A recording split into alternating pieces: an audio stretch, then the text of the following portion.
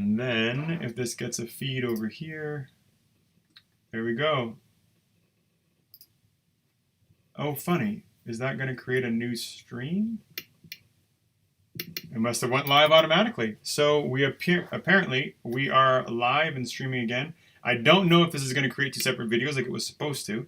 It appears to be because it's got a new timer going. So anyways, for those of you who are joining us again, who just joined us from our last chat, I am here with Rhys Gwyn, who is an amazing artist and friend who helped me both, well, first I should say, with Seven Souls, which we just covered in the last video, so you're welcome to watch that one.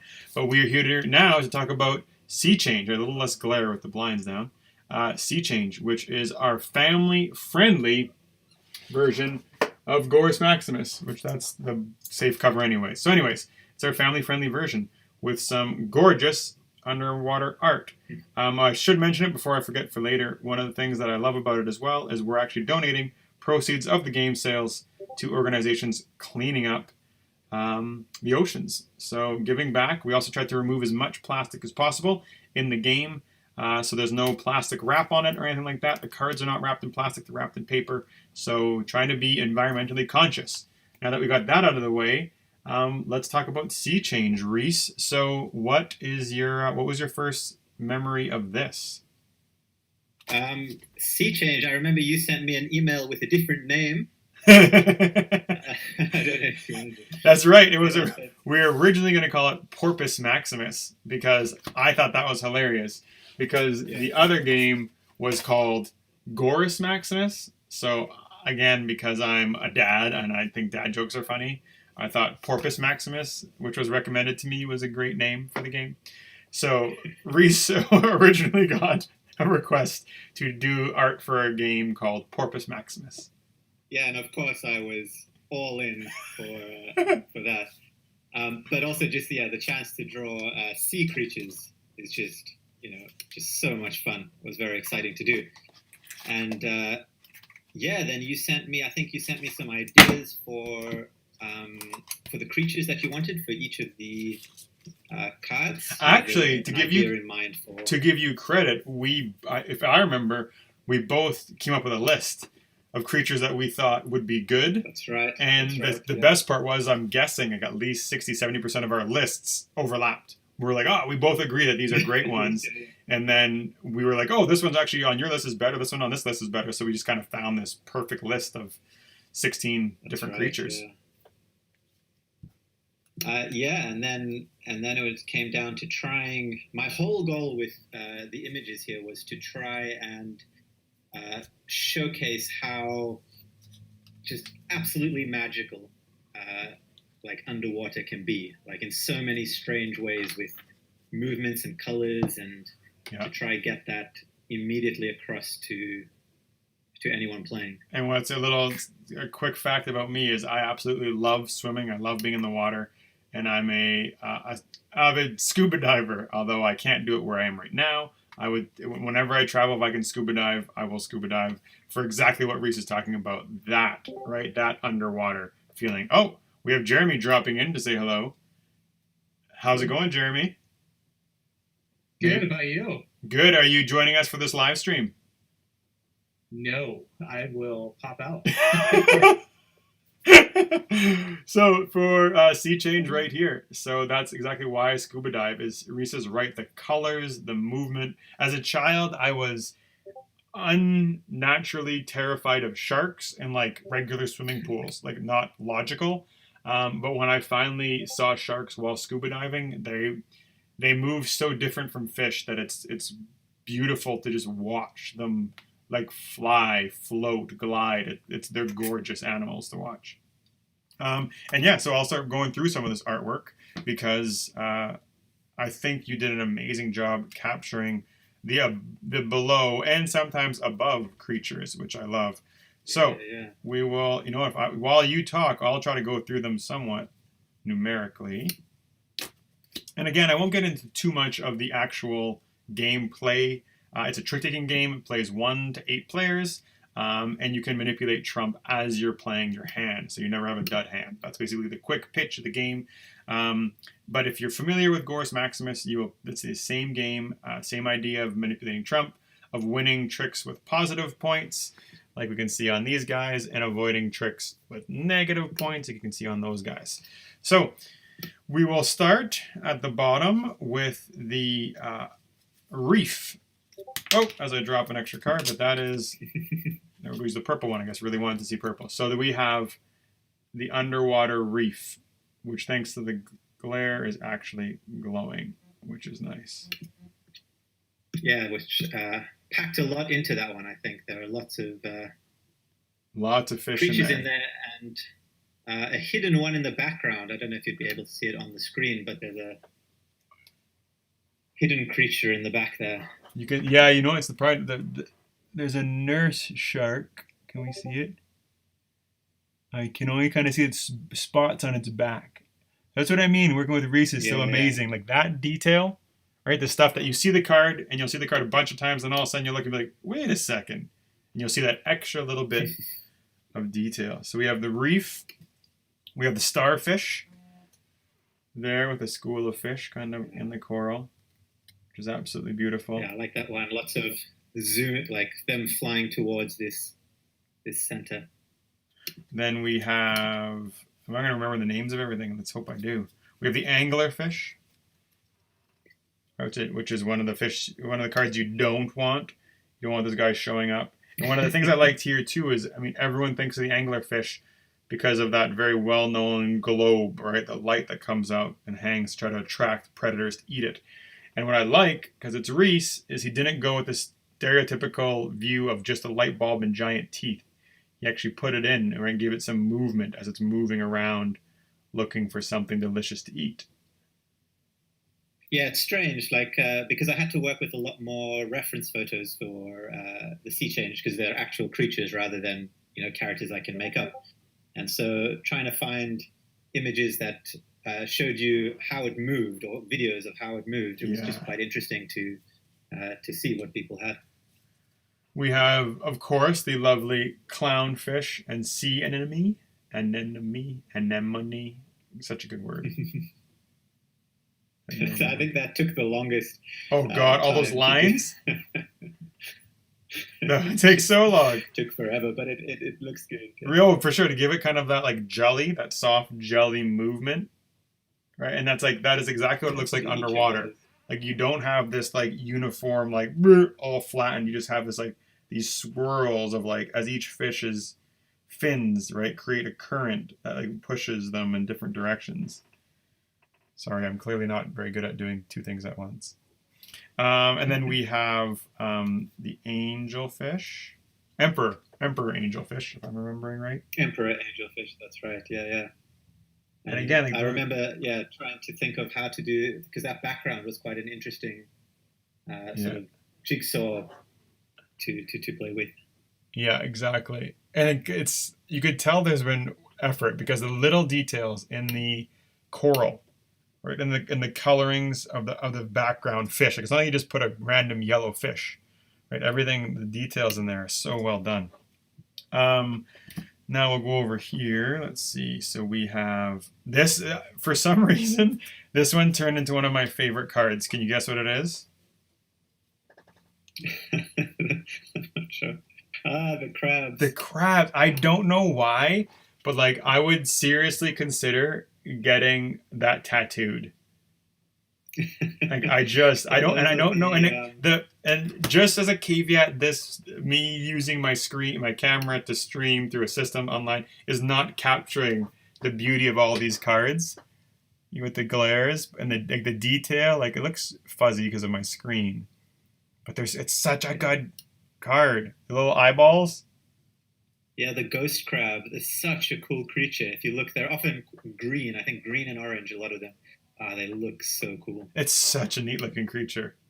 And because I'm getting old and crabby, it would be a good tattoo. I'm sure my wife and kids would agree. Oh, here we go.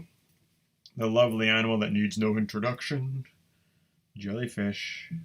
The jellyfish. They were fun, like that dancing, trying to get this circular motion that didn't seem unnatural.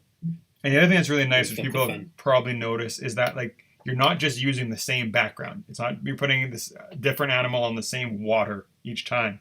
They've all got their kind of colors, their depths, right? Their habitat around them, which again, Yes.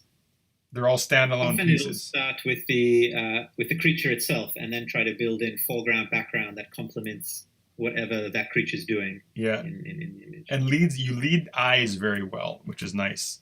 When you look at stuff, you're not being like, ah, you're just like, okay, the lighting and the stuff. So manatee.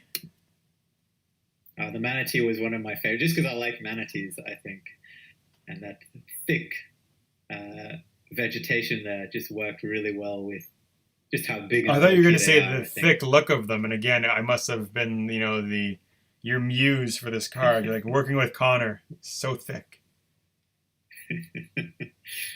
I love it. Okay, and for anyone who knows Gorus Maximus, the worst card in the game has a value of 8 and scores -4 points. And there's nothing more thematically horrible than the crap we've put in our water. The garbage and the plastics. So again, yeah, it was. It could have been an easy draw, the soda can rings, and call it a day. But nope, gave it the texture, gave it the background. You can see that, right? The boat, the animal in the background, the different types of debris, and like the fish that just look so miserable in comparison to the fish on the other cards. Yeah, it was to try keep it bad but also beautiful at the same time. Exactly. To try and have those things in there. Right, which is so nice. These are a beautiful creature to watch as well. Sea turtles. The sea turtles. That was, I think, one of the original sketches that I did when I was playing with the color palette. I sent you. It was a different one because I remember I changed it, but it was quite close to that one. Yeah. And like the light, like look at the rays of light coming through the water. It's so well done. It's super cool.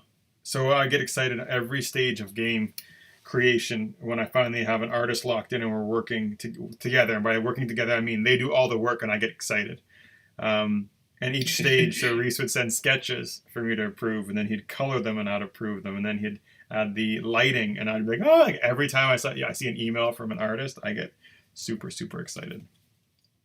Yeah, I have to say it's a great thing to work with you and receive such excited emails. And you're like, yes, let's do the next one. Yes. Oh, that's good. Well, like I say, it's one of the, for a lot of it, for the majority of the designs, they're game designs out of my head. So you've now turned what was just in my head into something real. Yeah. In such a beautiful way. The octopus was one of my favorites, I think. Yeah. In the end. And the color is like so much about I have scuba dived through so many areas that look just like that.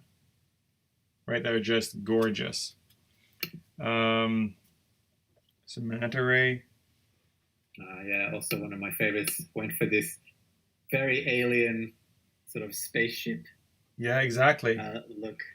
With the lighting, I the had coloring. been playing a lot of No Man's Sky at the time, and if anyone's played it, the color palette in No Man's Sky is this alien, like retro sci-fi, and I thought that just worked so well with underwater. Yeah. Underwater scenes, and that married really well. It is so alien to most humans, right? Like we know more about space than we know about the deep sea. My son's personal favorite, the hammerhead sharks, which he loves. Such a cool creature. Yeah. Can you imagine how annoying life would be if you had an eyeball on each side and they're that far away? You're always like, what's happening over here? What's happening over here? Although, like, glasses fashion would be something else. Oh, here we go. The very poisonous lionfish. Look how beautiful that is. A lot of fun. If you don't buy this game for the art alone, you're nuts. That lionfish was another one that took a lot of time with the coral and the lionfish. Well, especially the detail of the coral. I'm forgetting my coral names properly, but I mean, look at the detail on the lionfish skin, right? The texture,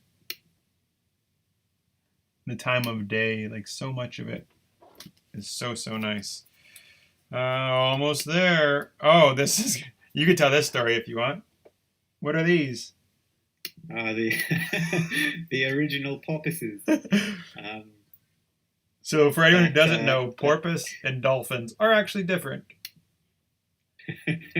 and then we changed them in the end. Yeah. And I had to dive back in and shift a couple of things around, redo some faces and bits and pieces. But It was fun because the overall structure we could keep the same. because it was called Porpoise Maximus, so you had to have the porpoise card in there, and I then had to have a porpoise. and then I went and changed the name after the fact to Sea Change. And when people got this card, it didn't look like this; it looked like porpoise, and they'd always say something weird about the dolphins. And every time I'd say they're not dolphins, so I was like, you know what, Rhys, I think we need to change the porpoise to dolphins. Yeah. So you did that. Yeah, sometimes going with what people expect can be. And you have to, instead of dealing with all those questions. And then the last one, 15 of, so there's 16 cards at the 0, but that's the 16th card. Killer Whales.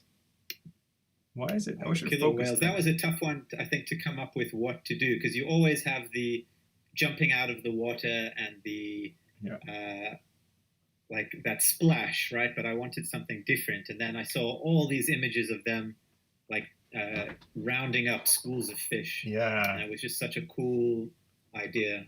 They're such clever hunters, right? Like, it's very smart. And you see that, right? And the fish. Yeah. You know, the fish trying to get away.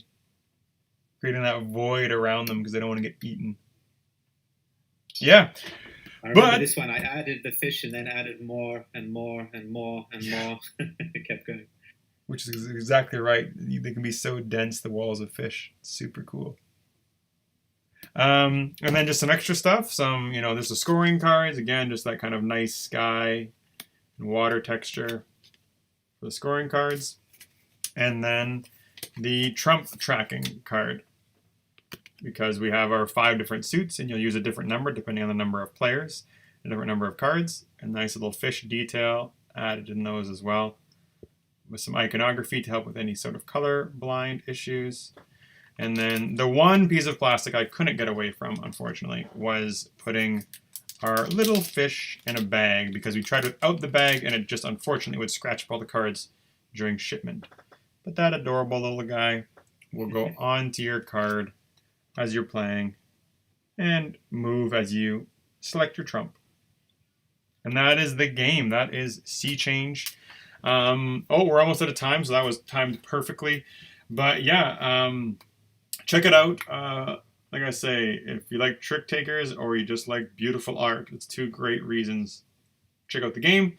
And as I said in the last video, any publisher is looking for an amazing artist to work with. I cannot recommend Rhys highly enough. He was fantastic. He does amazing work, as you can see, and he's very easy to work with. So I highly recommend checking him out, Rhys ap Gwyn. You can Google him. You can find him linked through our games on Board Game Geek, and I'm sure you can find him on social media as well. Anything I'm forgetting? No, that's brilliant. So thanks for everyone for tuning in. Thanks for watching this. Put any questions you want in the bottom and on the video. Then have a great rest of your Spiel weekend, and hopefully we'll put out a couple more of these videos. Thanks so much, Rhys, for joining us, and thanks for anyone who's watching.